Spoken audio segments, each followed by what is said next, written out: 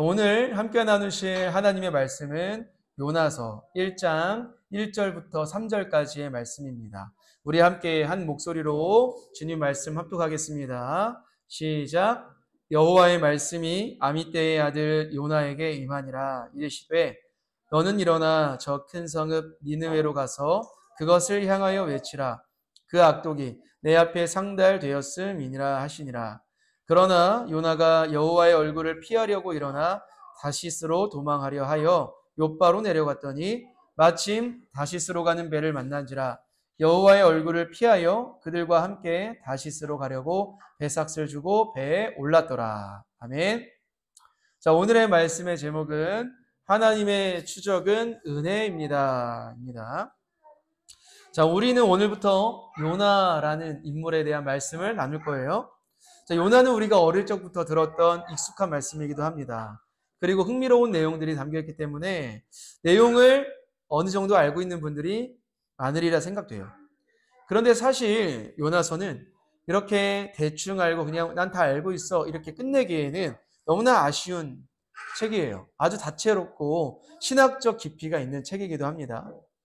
오늘부터 우리가 몇 주 동안 요나서에 담긴 하나님의 말씀을 파헤치고 하나님의 마음을 또 깨닫고 우리의 신앙을 되돌아보려고 합니다. 요나서를 잘 알고 계신 분들도 많겠지만 하나도 모르시는 분들이라는 가정하에 설교를 진행하려 합니다. 그러니 잘 알고 있는 내용이 나와도 처음 듣는 것처럼 잘 들어주시면 감사하겠습니다. 자, 함께 요나서 1장 1절부터 읽어나가며 찬찬히 살펴보겠습니다. 1절 말씀 함께 읽겠습니다. 시작. 여호와의 말씀이 아미떼의 아들 요나에게 임하니라. 이르시되. 자, 여기서 보면 요나라는 인물에게 하나님의 말씀이 임하게 되었다, 들리게 되었다 라고 합니다. 여러분들은 하나님의 말씀을 귀로 들으십니까? 대부분 성경을 읽음으로써 또는 앞에 있는 목사님의 말씀을 들음으로써 하나님의 그 말씀을 깨닫게 되실 거예요. 그런데 요나 당시에는 하나님의 말씀을 진짜 귀로 물리적으로 듣는 자들이 있었어요. 그런 사람을 대표적으로 뭐라고 부르냐면 선지자라고 부릅니다. 그럼 요나가 선지자라는 사실을 유추할 수 있겠죠. 지금 하나님의 말씀을 들었잖아요. 자, 선지자는 어떤 역할을 할까요? 하나님의 말씀을 듣고 그 들은 말씀을 사람들에게 고스란히 전하는 역할을 갖고 있어요. 그게 선지자예요. 그러니 이제 요나라는 선지자는요, 지금 듣게 될 하나님의 말씀을 들어야 되는 대상에게 가서 잘 전해야 돼요. 그런 역할을 잘 해야 합니다. 자, 하나님께서 요나에게 어떤 말씀을 들리게 하셨을까요? 2절 말씀을 읽어볼게요. 시작. 너는 일어나 저 큰 성읍 니느웨로 가서 그것을 향하여 외치라. 그 악독이 내 앞에 상달되었음이니라 하시니라. 하나님이 요나에게 말씀하십니다. 요나야, 너 니느웨라는 큰 도시로 가서 지금 쟤네들이 얼마나 큰 죄악을 짓고 있는지 가서요 얘기해라. 심판이 가까웠다고 경고해라 라고 하나님이 말씀하세요. 누구에게요? 요나에게 전달하라는 거예요. 자, 하나님께서 니느웨를 멸망시키시려고 경고성 메시지를 전하는 것이 아니겠죠. 멸망시킬 거였으면 경고도 할 필요가 없죠. 그들에게 그 큰 죄악에서 돌이킬 수 있는 기회를 주시기 위해 경고하시는 거예요. 자, 그럼 우리는 지금 니느웨가 얼마나 큰 죄악을 범하고 있는지 조금 살펴볼 필요가 있어요. 니느웨라는 큰 도시는요, 아시리아라는 큰 국가의 수도입니다. 아수르라는 나라는요, 한때 강대국이었어요. 그 강한 힘으로 주변 국가들을 아주 잔혹하게 괴롭혔던 나라이기도 했습니다. 어떤 짓을 했을까요? 너무 끔찍하긴 하지만 조금만 살펴보면 포로들의 가죽, 피부 겉가죽을 산채로 벗겨서 죽이기도 했고요. 머리를 참수하여 그 가족들에게 머리를 장대에 매달게 하여 행진하기도 했습니다. 얼마나 끔찍합니까? 사랑하는 가족의 머리를 매달아 행진하는 게 말이 안 됩니다. 사람을 산채로 수레에 매달아 말을 치며 달리기도 했어요. 인권이라는 건 뭐 있지도 않은, 말도 안 되는, 너무나도 잔혹했던, 양심조차 없었던 그런 인간들이었습니다. 고대학자들의 의견에 의하면 아수르보다 더 잔인했던 나라는 역사상 존재하지 않았다고 해요. 그리고 이 아수르는 하나님의 선민 국가인 이스라엘 백성들을 아주 심하게 괴롭혔던 국가이기도 했습니다. 이 모든 죄악들, 파렴치하고 극악무도한 죄악들을 행한 이 모든 죄악들이 하나님의 귀에 들리게 되었다는 거예요. 상달되었다는 거예요. 자, 그런데 재미있는 것은요. 요나 입장에서 이 아수르의 수도인 니느웨를 좋아할 리가 없잖아. 요나는 이스라엘 사람이잖아요. 내 조국을 괴롭힌 아수르를, 니느웨를 좋아할 수가 없어요. 요나는요, 이스라엘의 선지자입니다. 당연히 조국을 사랑하는 자일 수밖에 없잖아요. 매일마다 기도했겠죠. 하나님, 저 원수와 같은 놈들을 속히 멸망시켜 주십시오. 얼마나 저들 악합니까? 저 니느웨, 저 아수르, 그들의 죄값이 속히 그들의 머리로 다 돌아가길 원합니다. 하나님 도와주세요. 라고 기도했을 거예요. 그리고 이 요나는 선지자들 중에서도 조국의 회복과 부흥을 정말 간절히 원했던 민족주의자였다고 해요. 그런데 하나님께서 요나가 원수 중에 원수를 여기고 있는 저 니느웨에 가서 회개를 위한 경고성 메시지, 무엇을 위한요? 회개를 위한 경고성 메시지를 전하라는 거예요. 요나 입장에서 저들을 회개하는 게 좋겠습니까? 하나님께서 회개하면 용서해 줄 걸 아는 거예요, 요나는. 하나님의 인자하심의 깊이가 얼마나 넓고 깊은지를 아는 거예요. 그러니까 저들에게 회개를 위한 메시지를 전하고 싶지가 않아요. 그냥 저들의 죄값으로 말미암아 빨리 멸망시켰으면 좋겠다는 마음이 요나에게 있는 겁니다. 요나의 입장에서 얼마나 어처구니가 없었을까요? 하나님 왜 저러시나? 왜 회개를 위한 경고성 메시지 전하라고 하시나? 납득이 안 되는 거예요. 이해가 안 되는 거예요. 순종할 수가 없는 겁니다. 요나는요, 의심하기 시작해요. 뭘요? 하나님의 선하심, 하나님의 지혜로우심, 하나님의 정의로우심, 이러한 것들을 의심하기 시작해요. 자기의 생각과 딱딱 맞아떨어지지 않는 하나님의 모습을 보면서 의심하는 겁니다. 그래서 요나가 어떤 결정을 할까요? 3절입니다. 시작. 그러나 요나가 여호와의 얼굴을 피하려고 일어나 다시스로 도망하려 하여 요바로 내려갔더니 마침 다시스로 가는 배를 만난지라. 여호와의 얼굴을 피하여 그들과 함께 다시스로 가려고 배삭을 주고 배에 올랐더라. 도저히 원수에게 은혜를 베풀려고 하나님을 이해할 수 없었기에 요나는 하나님의 낯을 피하기로 작정합니다. 그래서 하나님이 가라고 하는 니느웨라는 곳과는 완전히 정반대의 길로 향해요. 돌아서는 거예요. 그게 하나님을 피할 수 있다라고 생각하는 겁니다.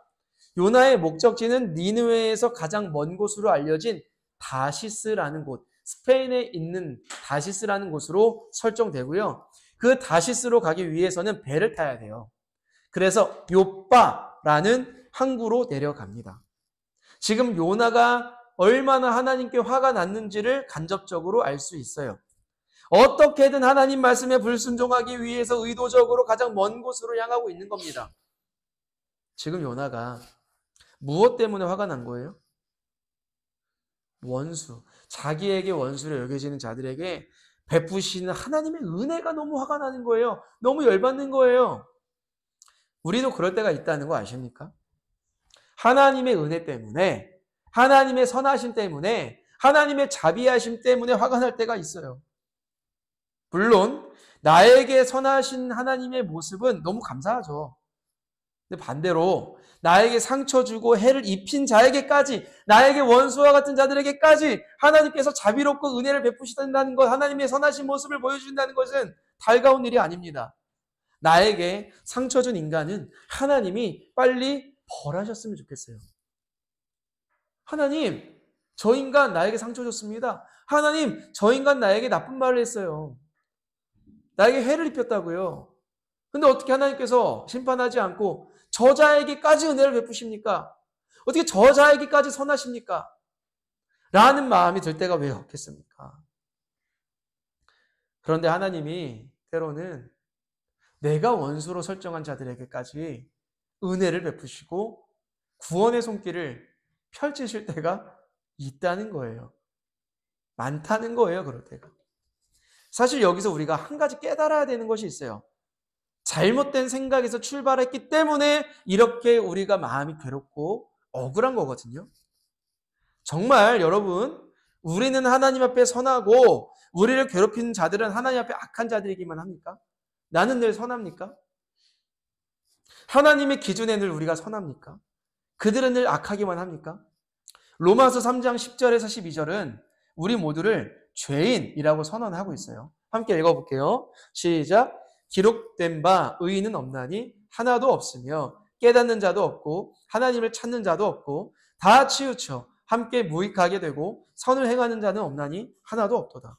재미있죠? 우리는 하나님을 믿으니까 늘 의인 같고 저 하나님을 믿지 않는 자들은 하나님을 모르고 막 사는 것 같으니까 마냥 죄인, 악인 같잖아요. 그런데 로마서 사도 바울은 뭐라고 해요?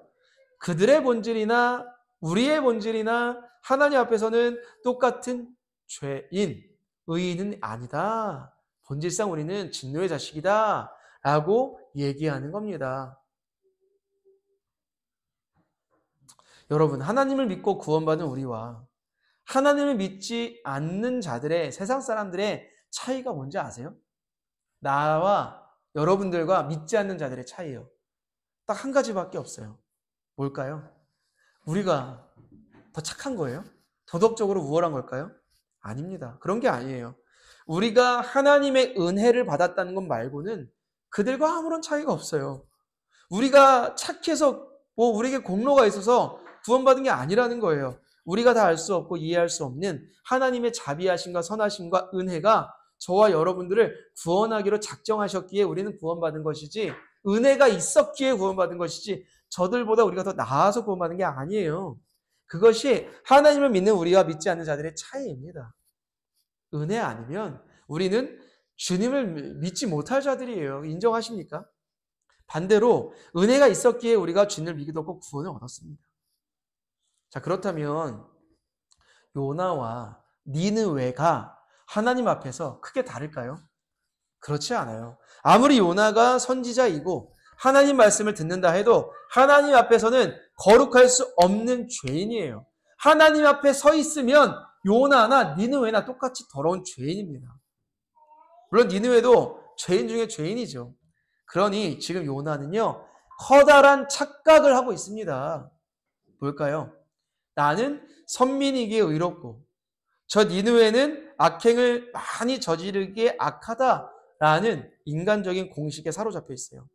하나님은 요나가 무엇을 깨닫게 원하셨을까요? 둘 다 똑같은 죄인인데 먼저 은혜를 받은 요나가 그 은혜를 니느웨에게 전해주기를 원하셨던 겁니다. 그런데 요나는 그것을 깨닫지 못하고 정면으로 불순종하죠. 여기서 우리는 이상한 점들을 발견할 수 있어요. 아니, 그러면 하나님은 순종할 만한 자를 보내시지 왜 하필 저 고집스러운 잘못된 가치관을 갖고 있는 요나를 선택하셨을까? 왜 끝까지 요나를 추적하셔서 돌이키게 하셔서 전하게 하실까? 라는 생각이 듭니다. 정답은 뭘까요? 사실 하나님은 니느웨를 구원하길 원하신 동시에 자기만의 잘못된 신앙으로 똘똘 뭉쳐있는 요나 또한 진정한 신앙인으로 진짜 하나님을 만나서 변화되기를 원하셨던 겁니다. 그래야 요나가 순종할 수 있어요. 조금 극단적으로 말하면 요나는 하나님에 대해서 너무 많이 오해를 하고 있어요. 요나는 자기가 만든 하나님을 믿고 있는 거예요. 권선징악의 하나님, 인과응보의 하나님만으로만 규정하고 있어요. 물론 하나님께서 그런 모습이 아예 없다는 건 아니에요. 인과응보의 모습을 보일 때도 있죠. 권선징악의 모습을 보일 때도 있죠. 그런데 하나님이 이 두 가지 안에만 갇혀 있을까요? 그렇지 않습니다. 이 두 가지에만 하나님을 가둬놓는 것은 세상이 만든 타종교의 신과 전혀 다르지 않아요. 진짜 하나님은요, 인간이 규정할 수 없어요. 하나님의 뜻을 다 알 수도 없어요. 우리 기독교라는 종교에 하나님을 다 담을 수도 없습니다. 그런데 요나는 자기가 알고 있는 그 얄팍한 지식 속에서 하나님을 가두어 놓았어요. 우리가 하나님을 떠나게 만드는 요소가 크게 두 가지가 있는데요. 먼저는 말 그대로 교회와 많이 멀어질 때 하나님을 떠나기도 하고요. 반대로 너무나 종교심이 강하여서 나의 종교적 프라이드가 높아지게 되어도 하나님을 떠날 수 있습니다. 겉모습은 헌신, 봉사 많이 하고 주일 성수하고 뭐 다 잘하는 것 같아도 이게 나의 프라이드가 되는 거예요. 사람들에게 인정받는 게 좋은 겁니다. 나는 교회 잘 다니고 잘 섬기기 때문에 나는 우월한 신자다라는 생각을 은연중에 갖게 돼요. 그럼 어떻게 됩니까? 하나님을 떠나게 되어 있어요. 종교심만 남고 내 안에 있는 참된 신앙은 변질됩니다. 종교심이 너무나 강한 사람의 특징은요, 나는 의롭고 종교심이 약한 저 사람은 너무 나약하고 의롭지 못하다라는 생각에 사로잡혀 있다는 거예요. 이건 너무나 큰 자만이죠. 자신의 죄성을 망각했다는 증거이기도 합니다. 지금 요나가 딱 이런 상태거든요. 선민이고 선지자라는 이유로 저 니느웨라는 악랄한 도시와는 너무나 다르다라고 여기고 있는 거예요. 여러분, 우리도 그럴 때가 있잖아요. 매스컴에 나오는 악한 사람을 보면 상대적으로 나는 참 무난해 보이잖아요. 괜찮아 보이잖아요. 나는 저 악랄한 사람에 비하면 너무 나는 괜찮은 사람이다 라는 생각이 들잖아요. 악랄한 사람뿐만 아니라 어떤 공동체에 가서 좀 무례하다거나 모난 사람을 보면 상대적으로 나는 참 괜찮은 사람이라는 생각이 들지 않습니까? 이런 생각이 세상에서는 뭐 문제가 없어 보여도 우리의 모든 생각과 모든 마음을 다 낱낱이 알고 계시는 하나님 앞에서는 헛되고 교만한 생각이라는 거예요. 우리가요, 하나님께 가까이 나아가는 유일한 길은 우리의 죄성을 깊이 깨닫는 것밖에 없어요. 나의 의로움을 내세우면 내세울수록 하나님은 멀어지실 거고요. 죄성을 고백하며 나아갈 때엔 어느새 십자가의 은혜가 우리 마음에 부어지고 있을 겁니다. 왜냐하면 예수님은 죄인을 위해 이 땅에 오셨기 때문이에요. 자, 아무튼 자기만의 신앙으로 똘똘 뭉친 요나는요, 니느웨로 가는 여정을 통해 조금씩 진정한 하나님을 만나게 될 겁니다. 그리고 자기의 죄성을 조금씩 깨닫게 될 거예요. 이게 우리의 인생 여정인 것 같기도 해요. 신앙의 여정인 것 같습니다. 우리의 인생이 우리가 계획한 대로 다 이루어지고 고난이 없다면 우리는 분명히 기복적인 신앙에서 벗어날 수가 없어요. 반대로 내 뜻대로 되지 않고 납득되지 않는 하나님의 계획을 마주하다 보면 그제서야 진짜 하나님을 발견하게 되는 축복을 얻게 됩니다. 겸손케 되면서 하나님의 손을 바라보게 되는 것이죠. 이제부터 요나는요, 인생 가운데 한 번도 겪지 못한 파란만장한 일들을 겪게 됩니다. 왜 겪게 될까요? 하나님의 뜻에 반대로 걸어가고 있기에 하나님이 막으시는 거예요.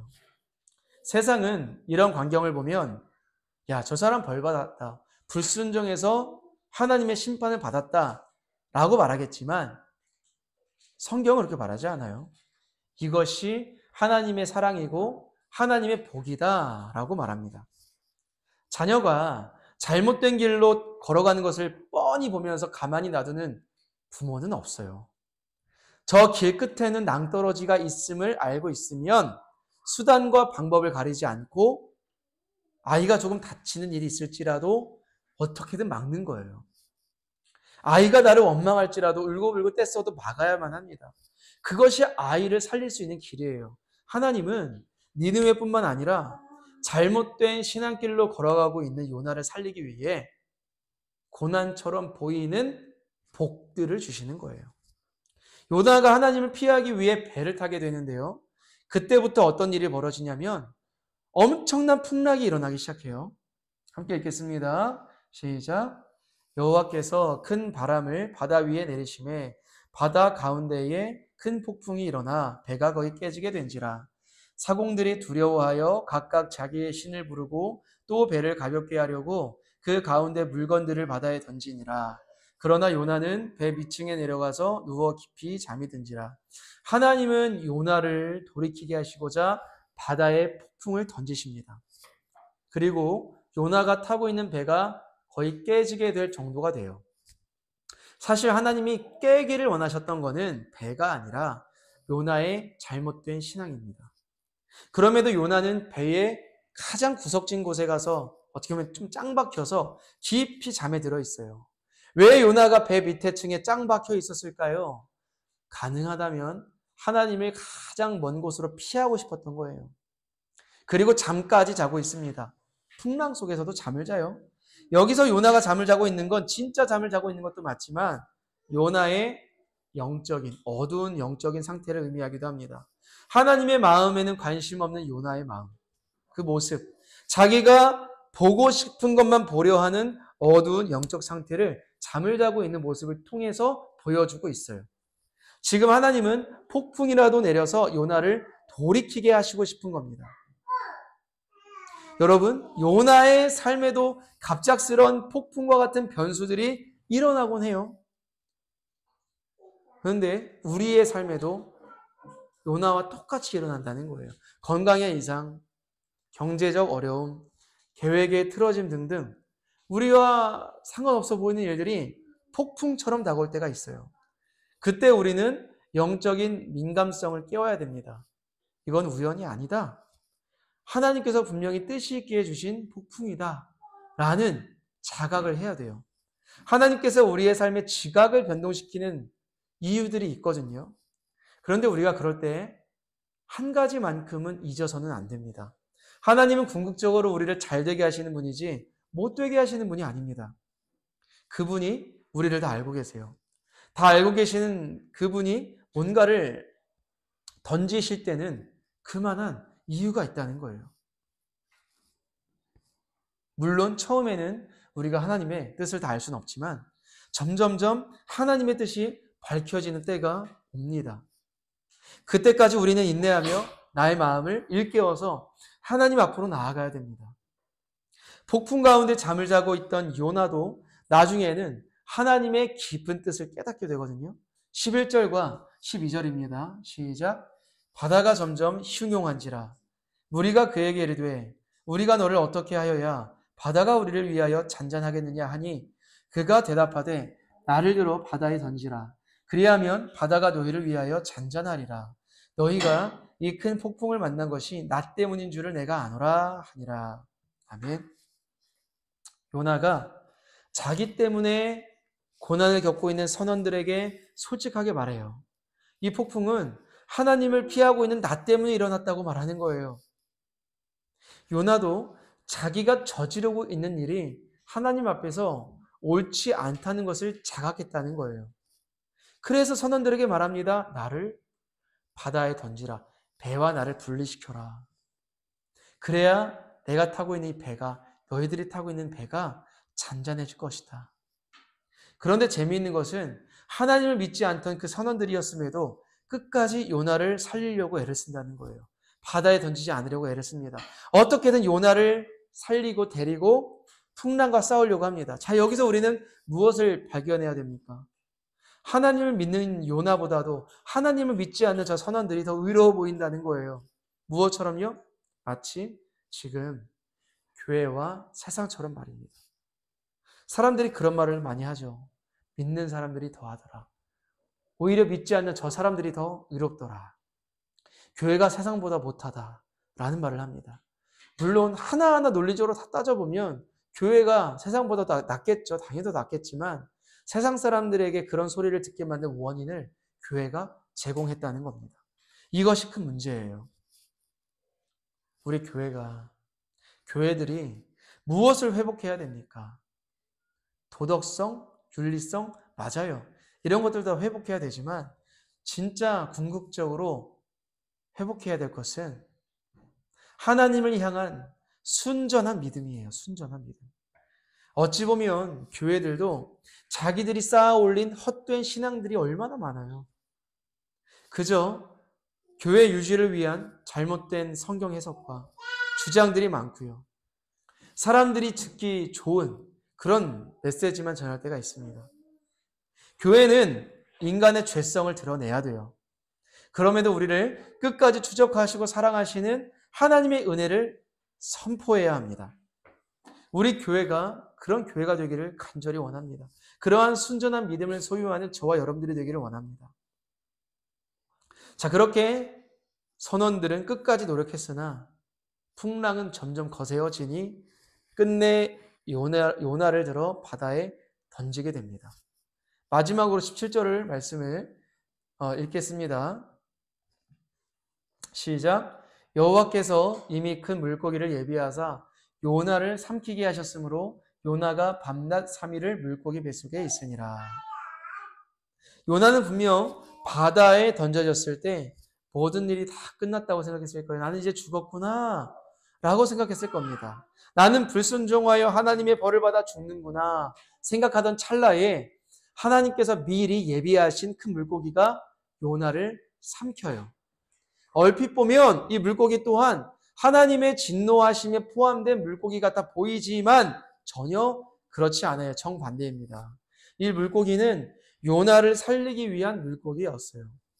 바다의 심연 속에서 요나를 품고 있어야 되는, 요나를 살려내야 하는 그런 구원의 물고기였습니다. 선물이었다는 거예요. 하나님께서는 우리의 삶에 많은 선물들을 보내십니다. 우리가 불순종하고 있을 때에도 선물들을 보내세요. 그런데 그 선물의 포장지를 보면 이게 선물이 맞나 싶을 정도로 기괴해 보일 때도 있습니다.